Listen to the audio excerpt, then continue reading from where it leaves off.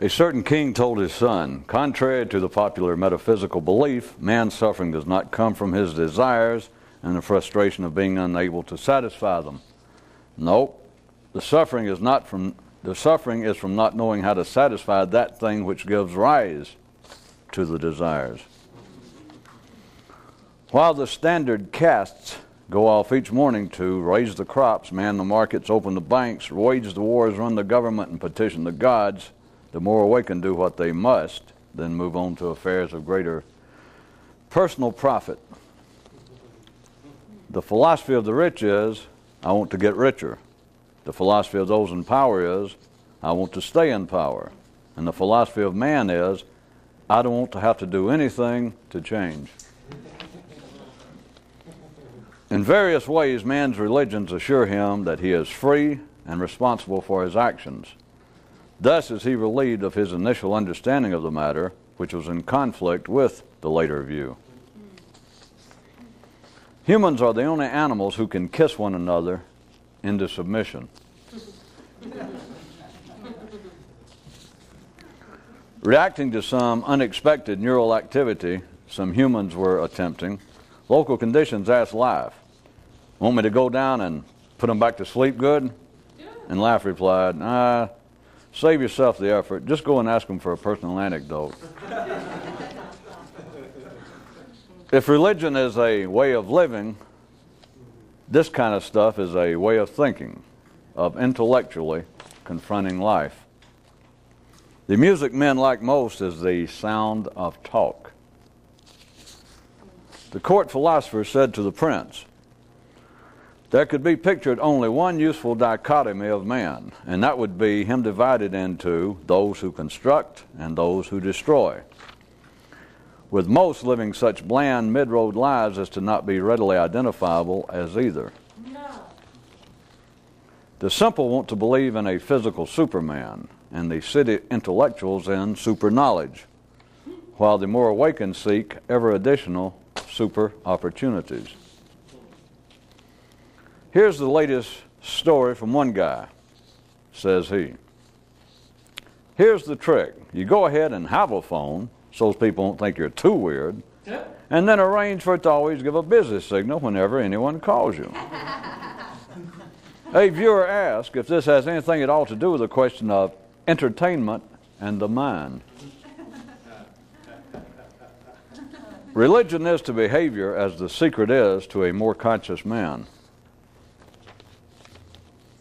Being able to recall the obvious before it became obscured is a solid sign of a well-traveled thinker. The king finally told his main messenger, look, if you don't have anything good to report, just shut the fuck up. Increased consciousness and family ties. A mystic ain't kin to nobody.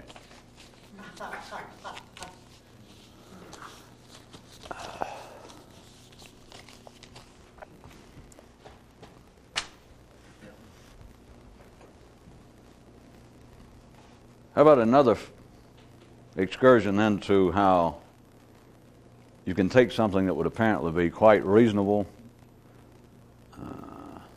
quite well-founded, almost unopen to normal debate, and see that it can be thought of another way and is never thought of that way, and not thought of simply in the opposite direction, and not thought of in another manner because the original one was incorrect, but because of blank. Tied into how it is that in the intellectual world, the world that's singular to man, that it is singular in itself in a particular way, that is, that it is the only form of life, of existence, that can apparently continue to nourish itself through self-consumption, that is, through cannibalism, that contrary to the subspecies within life, as I assume all of you know, the breeding of, let's say, dogs. Everything that we call dogs now, those that recognize the distinctive breeds, are artificial. They're mortally created. There is no such thing as a German Shepherd. There is no such thing as a Doberman Pinscher, not naturally. And once things are bred, specifically, I assume, or I'll point out to you, they then begin to be extremely prone to an overt display of whatever was inherently a flaw or a potential weakness to start with, such as German Shepherds are known to suffer historically from hip dysplasia. And there's nothing they can do. If you keep breeding to get something that looks like, as the American Kennel Club calls a German Shepherd, they're going to have the propensity for that. And those of you that are interested in such matters, you might also consider beyond what appears to be the social and psychological terms, that is also the basis for the worldwide historical prohibitions against incest, against family.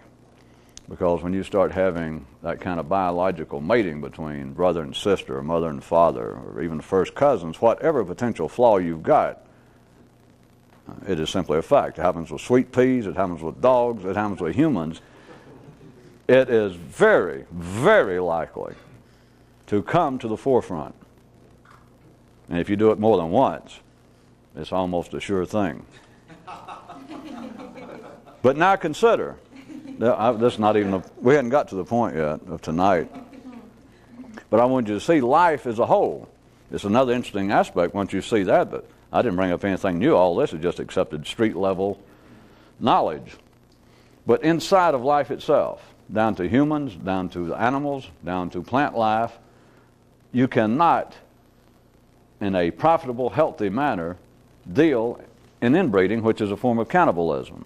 That one particular strain of canines or of humans, you cannot continue to let it breed upon itself, because whatever is its inherent weakness. And you can say that every strain of genetics has got some potential flaw. And you take a brother and sister, two dogs or two lions or two fern plants that are too close to one another, and they both have the potential weakness in some part of the genetic code, then once they mate, it's almost a certainty, or it's extremely dangerous that even the first time the flaw will become overt. So you've got that going on in life, that the subspecies cannot deal in cannibalism, incest, whereas life itself does, from all reasonable views, from every scientific view, from every religious view, which I'm just giving you a wide spectrum at street level, that it does appear to be a closed system. But it does continue to nourish itself with apparently no infusion of outside energy. But be that as it may, or even March. Okay, April.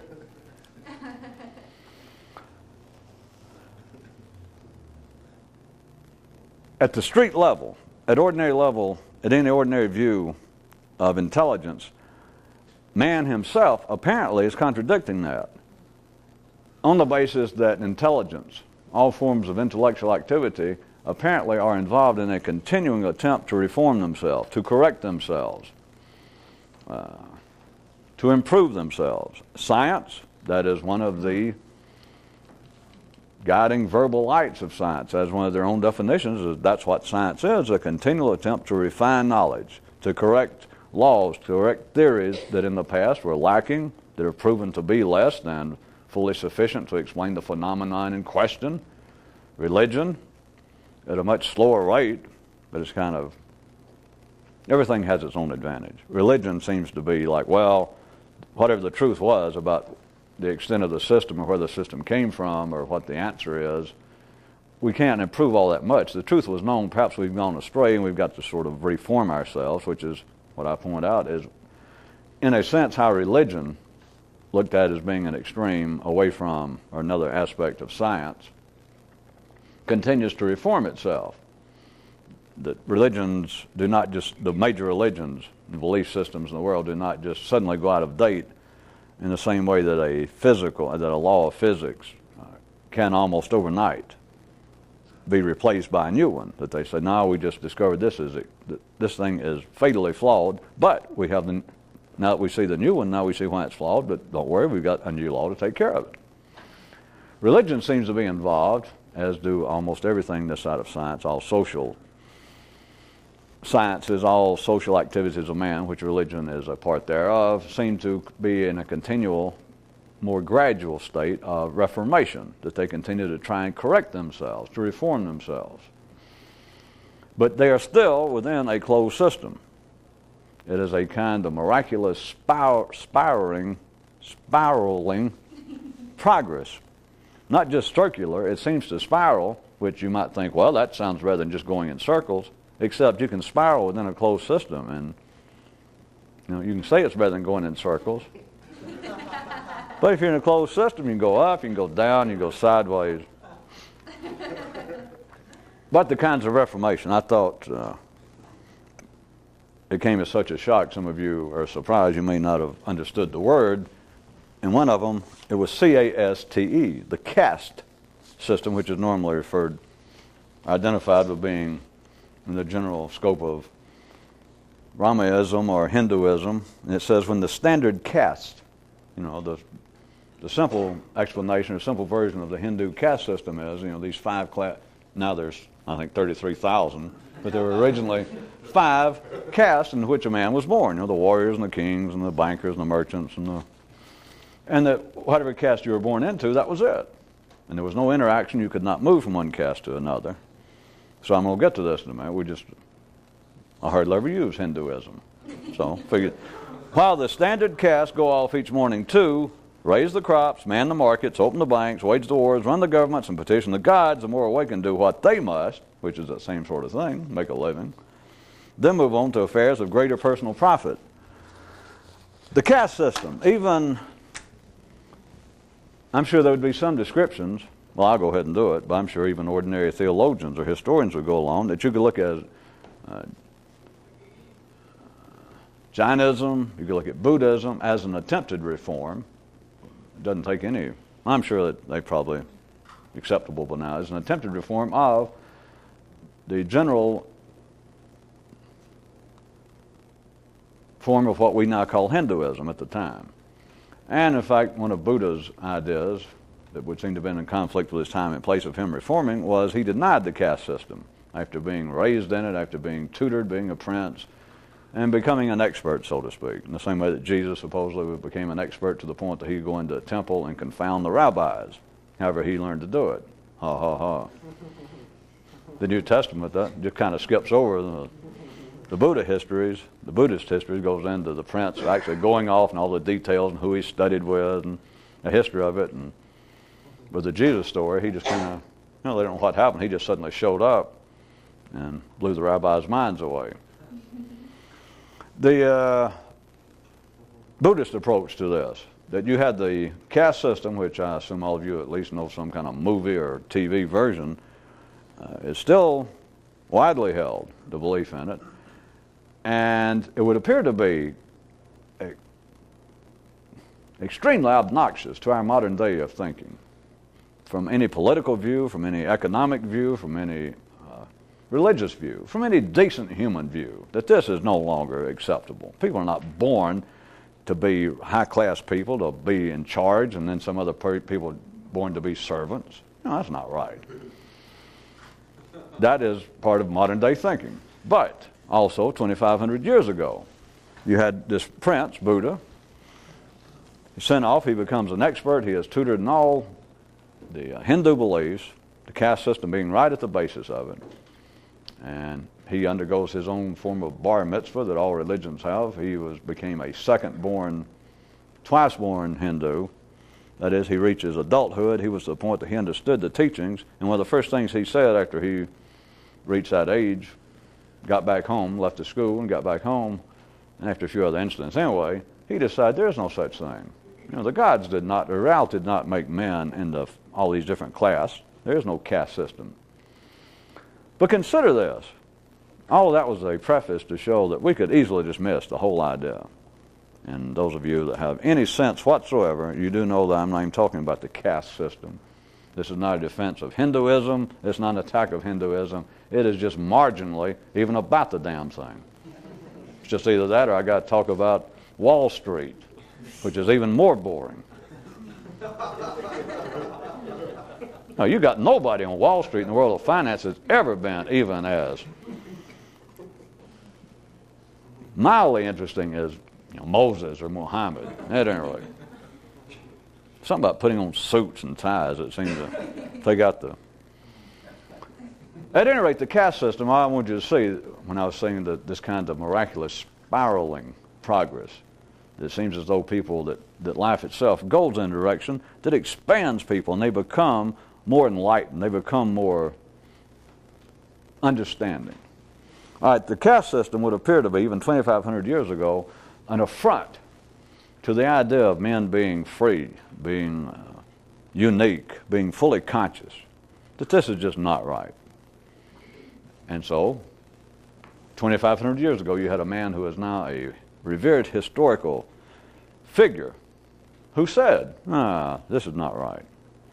But now, before I even get into the more potentially explosive parts of it, consider this. From one view, the idea of a caste system was an astounding religious move. And that, on that basis, well, for those of you who don't know, the idea is, even though you were born into one caste system, that if you were born into a warrior class or merchant class, you could not move. It does not matter, no matter how rich you got as a merchant, you would never move up to the priestly class or even the kingly class. Of course, the priests, having made it up, you might imagine who constitutes the highest. But anyway, so you had, kings, and you had priests, and you had warriors and merchants. But anyway, no matter what you did, let's say that you were born into the merchant caste. No matter how rich you got, no matter how well respected, that does not matter. You do not move in this lifetime. So, you can imagine, in fact, there's stories told that Buddha, after he heard all this, while he was still, before he became the Buddha, he questioned these teachers of the caste system, the Hindu priests. And he says, well, if this is true, no matter how well a man lives a life, no matter how upright is his demeanor and his honesty in life, then he cannot move. He cannot rise to a higher caste than that into which he was born. And they, well, no. And so then he said, well, what is the motivation? What's the payoff for trying to live a good life? Why should anybody try? But here's where it gets good. They went, because if you live a good Hindu life now, you can be reborn in a higher caste. Now, why I say in a sense it was a real clever, thereafter not even equal move, I humbly submit to you is, as opposed to like the Christian idea of an afterlife. They just say, well, you might do better, or God will really love you. Or they can dream up all sorts of things and say you'll be beautiful, you'll all be big and strong and healthy, and you'll be real sexy looking if you live a good Christian life, which sounds fine. And it seems to many people, it's like take it or leave it. But how about the caste system in Hinduism? They didn't have to paint imaginary pictures. The priest would look at you if you were in the lower caste, or if you're a merchant. And you say, well, I've lived a good life, and I've now gotten rich, and still the caste above me will not let me attend parties. They won't speak to me. It's still the same old rigid system. What the hell, why am I trying to live a good life? And now I'm older. In fact, I've got some extra money. I was thinking about devoting it here to the temple, to you priests. But I got to thinking, why should I? What's the sense of being a good Hindu? And they go, all right, now look. Now see, this is where it gets good. They don't have to paint an imaginary picture of being an angel in a Christian heaven, or with Allah in a Muslim heaven, that it's all fine-looking women and wine and all that, and that's all imaginary. You can go, I like the idea. The caste system, the priest could turn and point to somebody alive. Whoever it was that you said, that's who I like. I mean, why can't I move up to the level of a warrior or of a priest like you? In other words, he could see what he wanted. He could see the payoff that he wanted in life. And the priest says, well, that's the whole point of being a good Hindu. The idea of, well, of course, I assume you all know, is reincarnation specifically, of being reborn on this planet. Not just go to heaven, that's the end of it. The whole idea is you keep trying to go higher. But rather than rather than just an intellectual, a mental picture of a heaven or a paradise, they say, wouldn't you like to be like that? And the guy says, well, yeah, that's why I'm talking to you.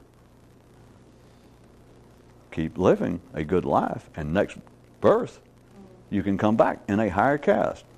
In other words, they had living examples. They could pick someone in a position superior to you. and point to them. Or you could bring it up and say, there's somebody, and I can't move up that high in life. No matter how rich I get, I can't move up there. And they go, you're right. But you live a good Hindu life, and when you come back, you can come back like that. That's the whole point. That, I submit to you, was a minor coup. In fact, that's why I'm about to get to the more explosive part. It was too good. It had to be reformed. And tied into that also, just for a second, it wasn't where I was going, but the idea that even the Hindus had, in a more vague way, and Buddha sort of refined it, was, but anyway, they said that the ultimate idea of nirvana was that you had to keep living through and move up in the caste, to go higher and higher, to live a good life as opposed to a bad one, which rather than just a hell or being tortured forever, as you came back even worse. That you could keep going lower in the caste system. You could even go beyond the lowest human caste system and come back, as a dog or a rat. But if you kept going up, the day would come, because somebody finally, I think it was Buddha again, they say, that asked the priest, when he said, well, why should somebody try to live a good Hindu life? And they said, well, because you can move up in the next life, not now. So he said, okay. Then how about you come back, what if every lifetime, let's say you start off in the third caste, and you live a good life, and you come back the next time in the fourth caste, okay? Or the second caste. And then you live a good lifetime, you die, and you come back in the first caste, right? All right, now you're a priest, which is the highest caste. And the priest says, okay. And Buddha says, well, what's the incentive now of living a good life if you've already reached as high as you can go? Priests are not that easily taken. The priest said, because there is a level higher than we see on this planet amongst humans, which is nirvana. Nirvana. That is the point to where you no longer have to return. There is no longer any effort required. You don't have to struggle to do anything. You are then back with, whatever you want to call it, the Godhead. You are back now to the center of creation. You have passed the point of having to make effort. It's just, then it's no longer, it's sliding time, coasting from then on.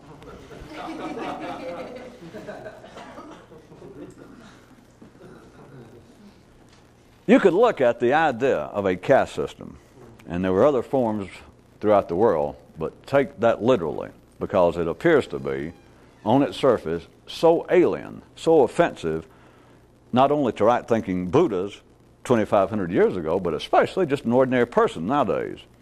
An ordinary person who is not even religious, an ordinary human on this planet now who may just have, his knowledge of Hinduism is, I've heard the word.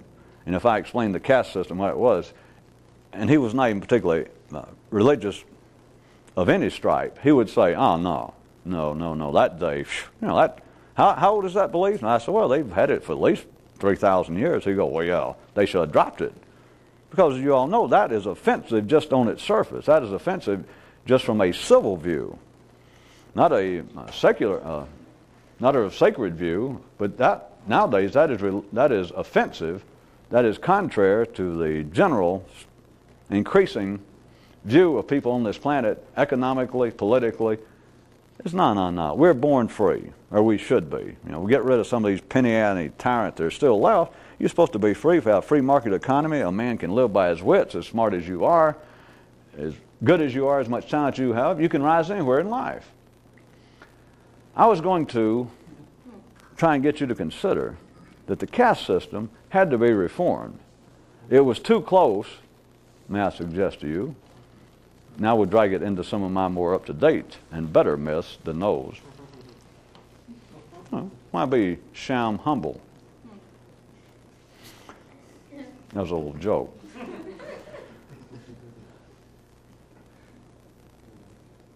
The reality behind the caste system I was going to suggest to you was way too close to the initial understanding man had when each person had, when he originally looked life dead in the eye for that split second before almost everybody looked off. That split second when you came down the assembly line and life was checking you out to make sure that you could operate as a reasonably good Ken or Barbie doll, Adam or Eve, or Buddha or Buddhess. And life looked you right in the eye, and you had that split second, and you went. The idea of a caste system was far too close to that split second, that momentary understanding that people had of the situation. It had to be reformed. No, this can't be. No, we can't have this at all. They are still reforming it. They're reforming it now, not in the guise of a Buddha trying to reform the caste system inside the Hindu belief structure. It is now psychological. It is now sociological. It is certainly now religious in the most common sense. That is, one of the items tonight I put to you was that one of religion's purposes has been to assure men that they are free and thus responsible for their actions. Well, and responsible. And by this, they are freed from whatever initial understanding they may have had about the matter, which was in conflict with the later view.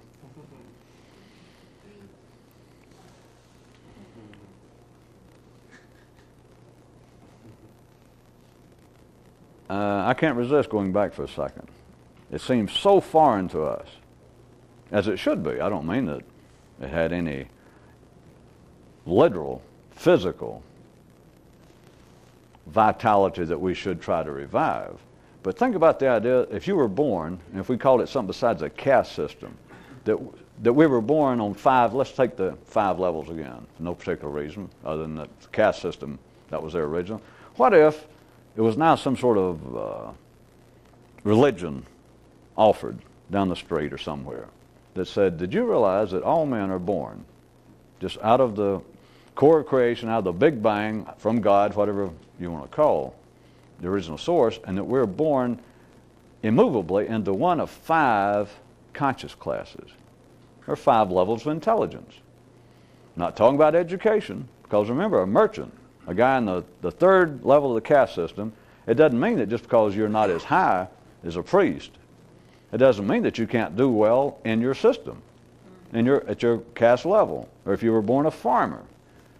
Just because you're down at the 1st level as opposed to the 5th level of a priest, it doesn't mean that you cannot flourish, that you cannot do well as a farmer or as a merchant. But no matter how well you do as a farmer, you're not going to become a merchant. And no matter how well you do as a merchant, you're not going to become a warrior. And no matter how well you do as a warrior, you're not going to become a priest. But you can excel. You can succeed at the level. So, now let's move back to my made-up example. What if there was a religion offered that said we are born, just born into this world at this level, in one of 5 distinct intellectual categories? That you just are.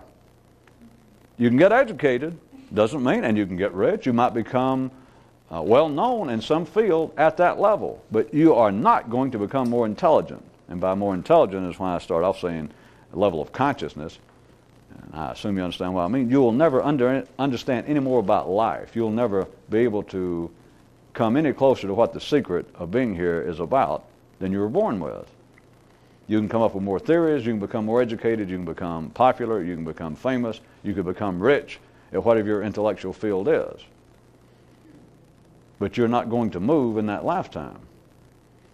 That in a sense you understood as much about what life is, what man is, the day you were born, as you might know 50 years later with a PhD and 20 books on the history or on the theories of what life's about. You may be a recognized authority, but according to this little made-up example, in the same way as the caste system originally, you would not understand any more. It is not possible. You would have to in some way come back in another life if there was going to be any sort of individual progress, that you're not going to affect it in this lifetime.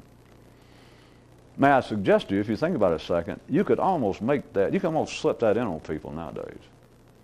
You understand? As opposed to the caste system, to say, well, we're all born into a caste system, whether you know it or not. That we're just born in a certain kind of social position. They're just a place that we all belong in life, and you can't move. You can succeed if you were born a farmer type, you're a farmer. If you were born a banker type, a merchant, that's it. You may make a profit, you may get rich, but that's all you're ever going to be in this lifetime. But work hard, do well, live an upright Hindu life or whatever life, and maybe you'll come back as a higher type person. Nowadays, that was You could not make that fly, as you know, in the Western world. Almost any part of this planet now, except the most backward, people just dismiss it out of hand. But you could almost make them go for, if you'd called it levels of intelligence, some sort of levels. That would probably be too offensive to most non-intelligent people now, because, as I point out to you, people are very touchy, stupid, simple people, about being called stupid and simple. If you don't remember, that's the old joke about a guy who goes into a Western bar and hollers, "I'm going to shoot all you ugly sons of bitches in here." And of course, 90% of the men in there reach for their guns. Like, you can't talk to me that way. You don't have to be specific. You just go into a room, go into a country, go into a planet and say, "All right, all you dumb mothers are going to get it. I'm about, all you dumbos, you're about to get it. I know how to do it." You're going to get 90% of the people go, "Wait a minute." You don't have to go out and specifically step on people's feet. All you got to do is holler, stupid, ignorant, dumb. And suddenly people, it's like they will, you already got it, is people will volunteer. They don't mean to. They think it's something else. They go into a defensive stance like, "Hey, you can't talk to me that way." Which is to say, how'd you know how stupid I was? Which, of course, is giving them too much credit, because that's one of the side benefits, that's one of the saving graces of being simple. If you're simple, you don't ever know how simple you are. You always suspect something's wrong. That's why people get touchy, but you don't really know it. That's why a simple man will fight you, or an ugly man, or, will fight you almost to death sometimes. Whereas if you had any intelligence, well, never mind. The other way, it gets too high, gets a little higher up the caste system. You got to figure that out for yourself. If you got something to defend, I think I may be quoting myself, if you got something to defend, you ain't got nothing worth defending. Besides life, you understand? But now we're not talking about biological level. Anybody with any intelligence would defend themselves physically. But you understand, being insulted, that's not survival based.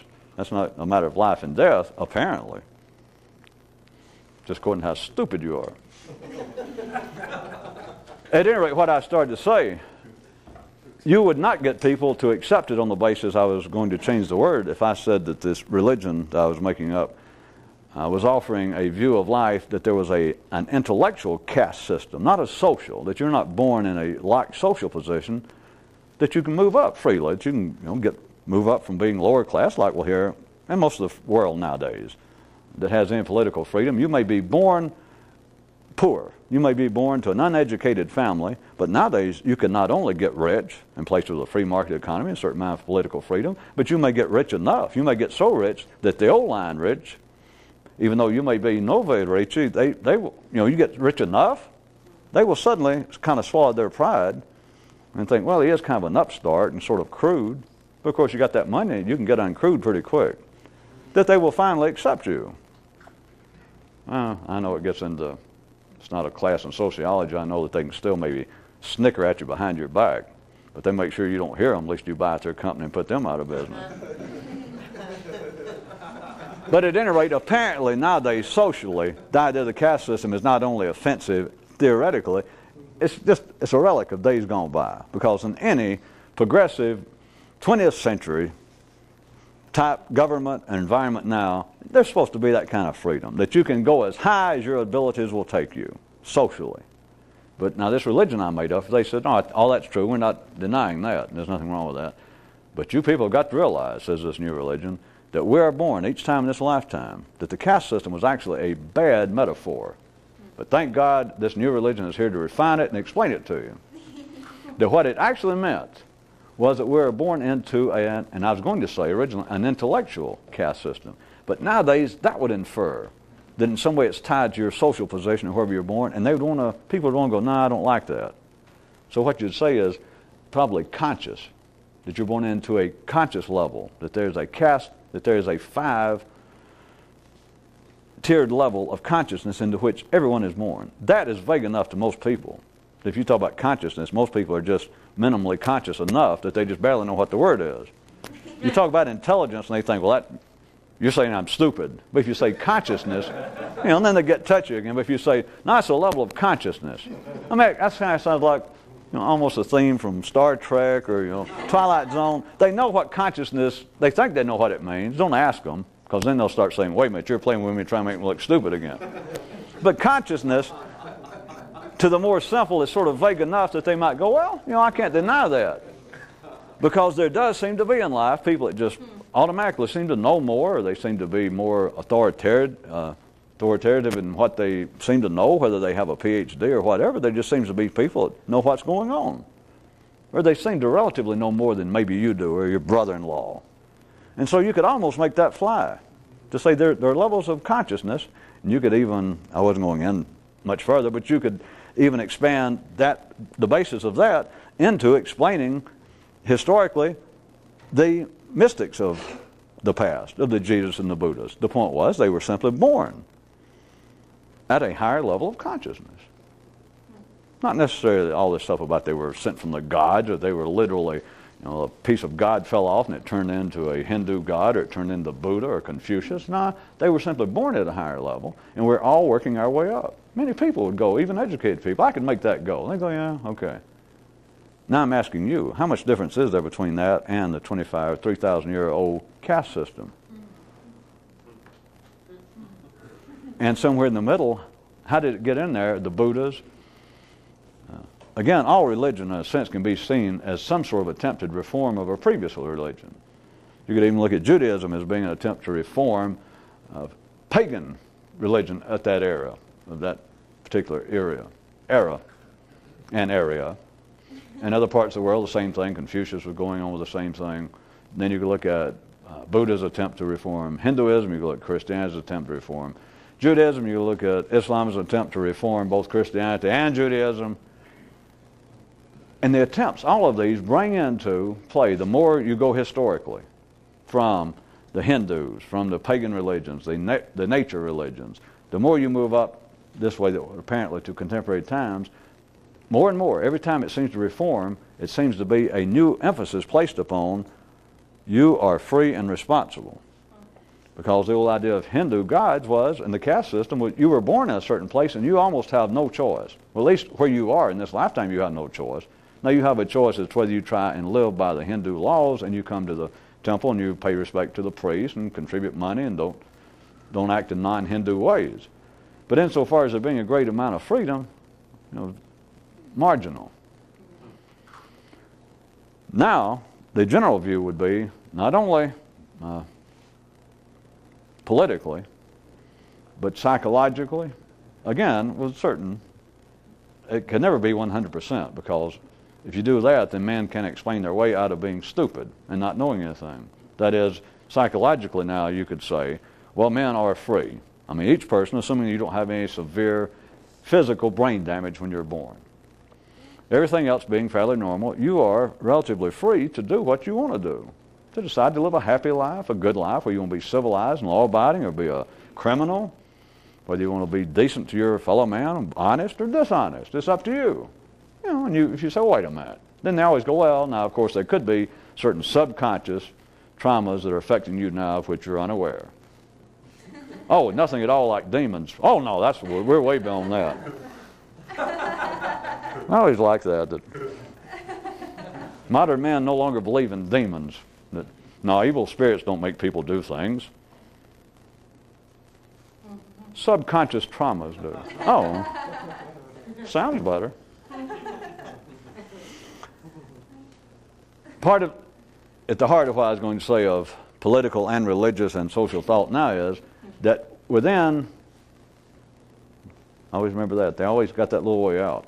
But within that kind of general area, as they now say, it is common belief. When I say they, your parents, ordinary society accepts it. It's not that they're being misled by they, but it is now believed that we are free. Up here, free. And we're responsible. That if you are a criminal, if you are illiterate, then you almost chose it. You can say, well, I've been poor, I didn't have time to go to school, and they can still go, well, okay. And you can say, I was born, my parents lived in a shack up in the mountains of Kentucky. I had to work since I was a kid. I can't even read and write. I feel at a great disadvantage. I can't read philosophy. I can't even read the newspaper. And it's not my fault. I wasn't free. And you can say, well, how old are you? And you can say, well, 35. And you can say, well, now, they've got classes at the local college at night, and they're free to the indigent. In other words, you can always say, you could have done better. You could have done something. But it seems as though that the general feel now is, and very specifically in the religious area, even though if you might not be religious, any specific person, you are still affected by it as it being the kind of general aroma permeating the city, street level consciousness, is that spiritually, psychologically, but spiritually, that we are free. And if you're free, you're responsible. Now that's where all religions have to finally put down their foot, unless you, well, they have to put down their foot collectively. The religion has to go, no, I know that your family may have beat you or that you were poor, but there's no excuse. A Catholic does not do so-and-so. Now you were born a Catholic or you confirmed yourself as a Catholic. Now I don't care how poor you are, I don't care that you didn't have any advantage in life. A Catholic does not, whatever it is, drink, or a Catholic does not practice birth control. There's no excuse for it. And you have to go, well, yeah, I might not like it, but you got me there. That is why the caste system had to be reformed. That's why the idea that life looks you, or my idea, my myth that life looks you dead in the eye, and at one time I suggested you, this idea of secret knowledge, of being more consciously awake, it is not a regressive, is not a retroactive attempt, but in one sense, at one time everybody knew the secret. You had a split second. I mean, life's got to look everybody. We're talking about an assembly line going by faster than a Yugo with a bunch of drunken Russians or whoever made it. We're talking about things flying by. You only got a second. Or beers, some of them get by with a little dead mice in them. Of course, I never could understand. I can understand somebody maybe with a glass, one of these jars of lemonade, find a dead rat and complain. But a beer drinker to complain about just because he found a mouse in his beer, that's pushing consumerism a bit far, if you ask me. But be that as it March.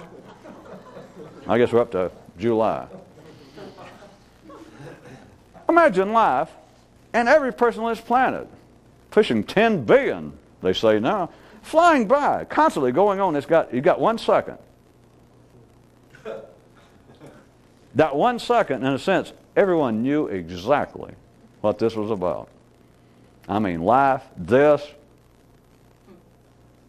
What are you going to do? I mean, there you are. You just came from being one little spermosa, one little egg, and suddenly you bloomed out as a person. And I'm trying to take the best possible view to humans. And there you stand, your naked little self, and life itself. All of reality is staring you dead in the eye for a second, like, well, what do you think? And you don't know what to think. You have to look away. You could then, back to the spiraling, by the way, you could then, as many religions, especially the aspect of religion normally referred to as the mystical attempt, or the mystical side of every religion on this planet, in their various ways, from the Zens to the Reformed Hindus to the mystical Christians to the Kabbalists within Judaism, they will all, without hardly exception, notice I gave my stuff hardly, they look at the attempt to become more conscious, more enlightened, more spiritual. They look at it in some way as a return to something. It is often referred to as a return to the previous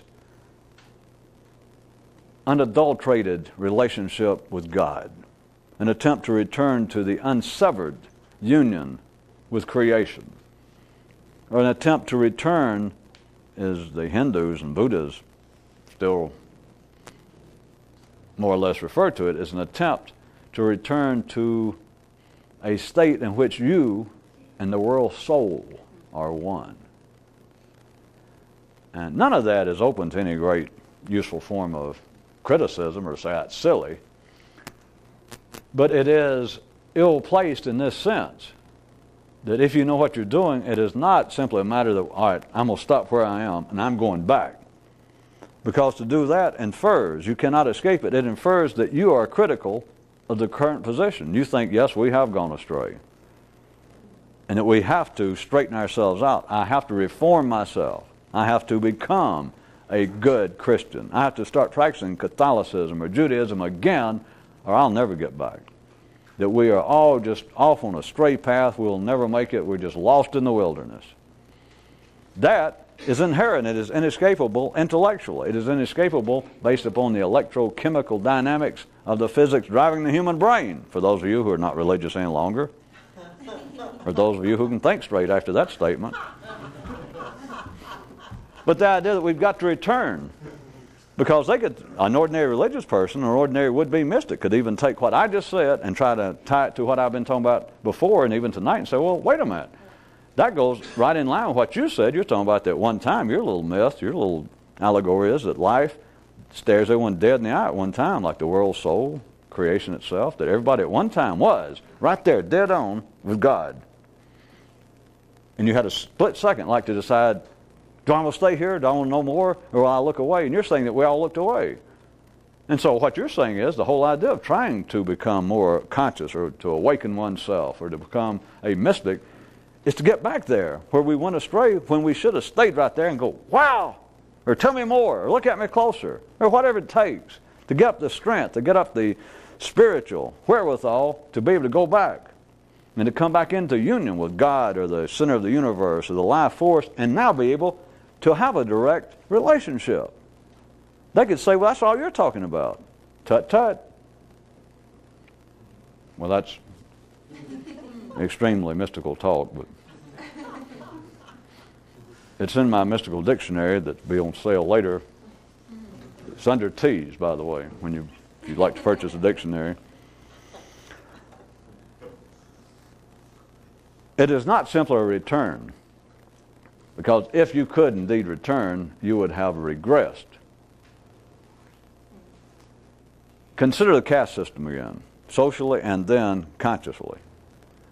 And consider what I was bringing out last time, that even though I have made up news items and stories, or even one time said one little news item, that those who think the mystical is mystical have no idea what the mystical is.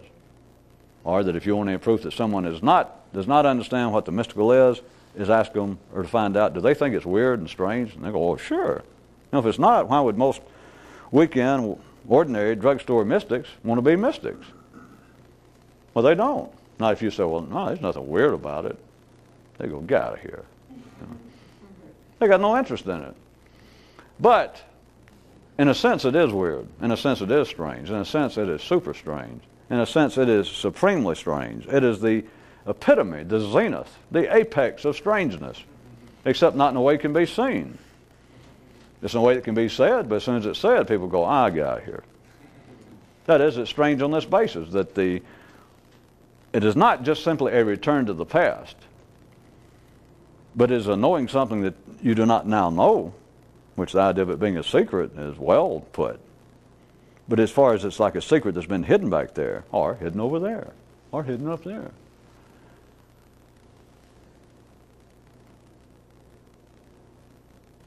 Ordinary people, or ordinary would-be mystics, would believe that whatever the secret is to correct our present failure to understand, or our present stupidity. And tut-tut too. It's not.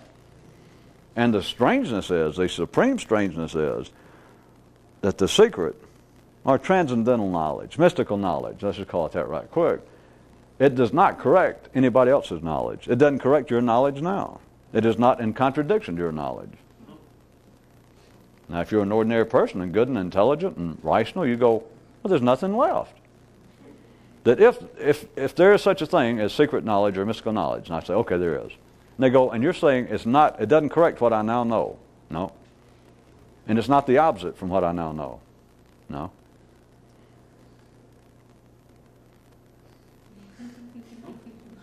Well, of course, you could start trying to get in between, but that about covers it.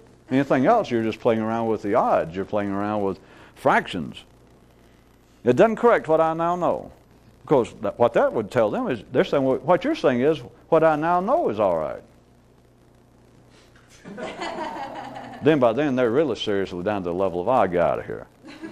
But what makes it super strange is simply the good old one that you can dismiss as a non sequitur, which I said I can put in words, but it makes you just go, ah, come on. It's what makes it supremely strange, is that no matter what you know, no matter what you think, it's something else. Which has kept, that one idea has kept many, many a Zen monk in school and business long after they should have closed up shop.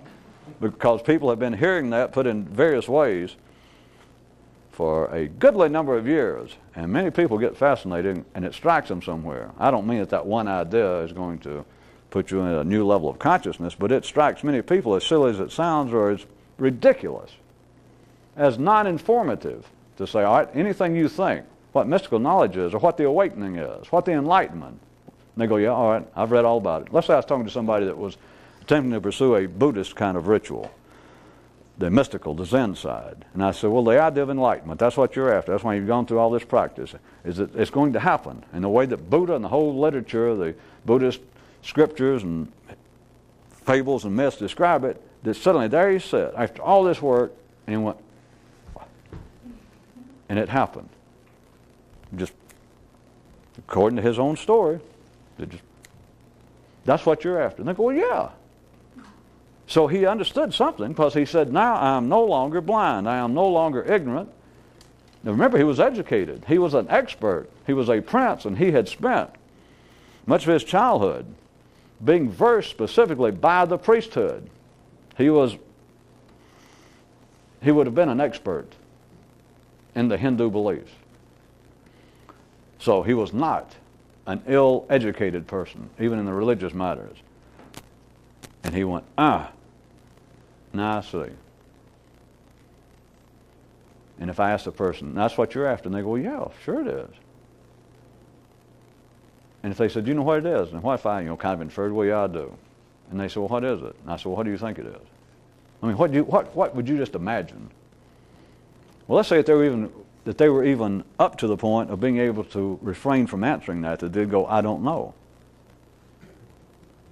Which would take an exceptional person. That would prove that at least they hadn't wasted all their time up until the end, even if they could do that. Because most of them, if you don't know, most people, when left alone just for a second, hawks will go back to hawking and cuckoos to cuckooing, remember. That they'll revert back after spending 30 or 40 years of a man sitting there meditating, listening to the discourses of some Zen monk, some strange bird, showing them that there is a mother of all bird songs, that there is a reality behind all of these diverse songs all of you different birds have, and they all go, and they sit and they meditate. They cross their little bird legs and they sit in a position. And they try to calm their little bird minds, and you leave them alone just for a second, and they all revert back to chickens clucking and ducks quacking. It's all back like it started. But if I had this Zen person, and I said, well, what do you think it is? What do you think the enlightenment? What is it you think that Buddhahood, or being enlightened, what is it that he saw? What do you think it's going to bring on? If they were real good, they would say, I don't know. Most of them would fall back into cuckoo talk. That is, they would go, oh, I'm pretty sure I know what it is. Which, of course, assures them of a continuing hobby until the day they die, which is trying to get out of it. But even if they were sharp enough, even if they understood or suspected enough not to answer, and they said, I don't know. That's why I'm asking you. I feel like you know. I don't know. I really don't. And I said, okay. Whatever it is you think at any time, the enlightenment is not that. No matter what it is. Just that idea verbally, as I said, has been captious to many people. Those who are captured by it do not benefit ultimately from it, because it becomes almost a little impressive sounding non sequitur that they want to hang on a keychain and maybe flash around among their friends or to themselves, and things are sort of dull. But it is a fact. That is the super strangeness of it. Do you understand then, or do you get another idea of why, in a sense, the caste system had quite valid electrochemical basis to begin with, and was, or could have been conducive, if you knew how to handle it, to focusing one's attention. Because to focus one's attention, even at the ordinary level, is to set up a more conducive atmosphere to becoming a priest, or if you're a farmer, to becoming a merchant. then becoming a warrior, then becoming a priest, and then getting the hell out of here. Going to nirvana, as they said, getting beyond it all. But to get beyond it all means to get beyond it all. Well, you mean maybe just straighten out certain aspects. That sounds suspiciously to me, sir, like Reformation. That sounds like you're trying to straighten out your errors in present thinking. Well, certainly I am. Well, good luck. Have a nice life. Have a nice hobby. That is not enlightenment. But notice, it will also keep you from worrying about it, even if you are not a specific would-be mystic in life. If you were just the sort trying to live a good, civilized, decent life, as long as you think, well, we're free, not just politically, but internally, our souls, our spirits are free. We can be good people, bad people. We can be people of opinionated hatreds and prejudices, or we can be more enlightened, civilized, caring, charitable people. You go, well, are you that way? Well, no, not all the time. I mean, sometimes I get real mad and I hate people, and I'm not charitable.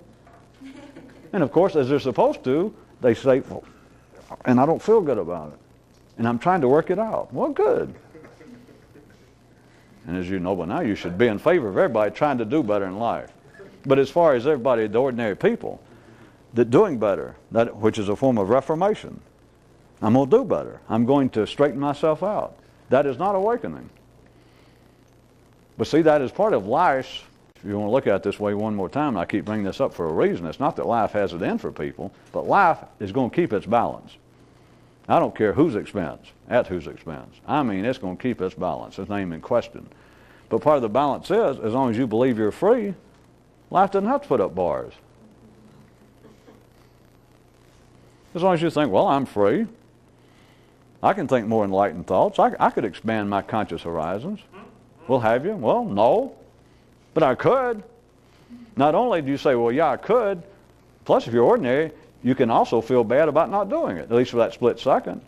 You go, well, do you try to be more open-minded to other people's culture and religions and political views, just your fellow man?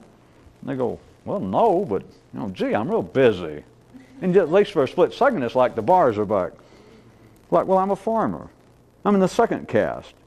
Well, I don't know. I'm real busy. I got to look after my family. It doesn't last a long time, but it is a part of the general level of consciousness wherein you feel as though life makes everyone think, well, with that little, I'm free and responsible. Well, do you do like you should? Well, no, not all the time. And it's like life, or somebody, like a shill for life, or one of his underlings, instead of life itself, like looking at it. It's just a general thing that life somewhere behind a closed door, behind a dark cloud is going, well, when it says, you're free, you could be more conscious, you could be more understanding, you could be more charitable, you could be more tolerant of other people. You go, yeah, sure. You go, well, why aren't you? You go, well, and it's like this feeling. That's what normally passes for guilt with ordinary people, which is sort of a safety valve, because as long as you feel guilty, you won't do anything. It's like, that's part of the philosophy of being a man. As long as you can feel guilty, you're civilized. And as long as you can feel guilty and you're civilized, you don't really have to make any effort. Because then it's as though life or somebody can turn to you and say, well, why don't you do better? You go, well, damn it, I feel guilty. What do you want? Now, see, I could get ordinary people to kind of laugh along with that. How about this? Let's move it back to my made-up religion and see how fun it is. You say, do you realize you could be more conscious? You could be more intelligent? And people go, well, yeah. And you go, why don't you? And they don't feel guilty then. They're ready to fight. Think about that. Nobody feels guilty about being less conscious than they could be. It might take you a minute or two to get them to agree to what you're saying, the words, and you say, not more educated, but more intelligent, just more conscious about what's going on in life. Don't you think you could be? And let's say that you could get educated, or reasonable people go, well, yeah, and then you say, well, why don't you? It's not the same as why aren't you a better person? Because they'll feel guilty about that, and then go on with their life. But if you do it this way, they won't feel guilty. They will, in fact, get to be defensive, and they give you a knuckle sandwich. Why is that? Why will people accept a body blow to their morality? To say, well, you're an opinionated bastard. You go around, you're always bad-mouthing other people. You got no charity. You're just an intolerant. You're just a prick. And they'll go, yeah, you're right. I know I overdid it, but I mean, you can tell somebody. You can say, you don't live a right life. You could live a life. You call yourself a Jew. You call yourself a Muslim. Well, yeah, you're not. Look at the way you talk about people. Look at the kind of jokes you make and the comments you make about people. You don't help people. You go, yeah, you're right. People will do that, and they will take it and feel guilty. But you get anything that starts getting closer to their consciousness, not their behavior, not their morality, and they won't feel guilty. Not education, because they'll explain that away. We're talking about consciousness. If you just got them to react to it, to the word, they get touchy. Think about that. Well, in your spare time, I know you're busy working in the coal mines and having to keep up 4 wives and 27 children and work 3 jobs, but in your spare time,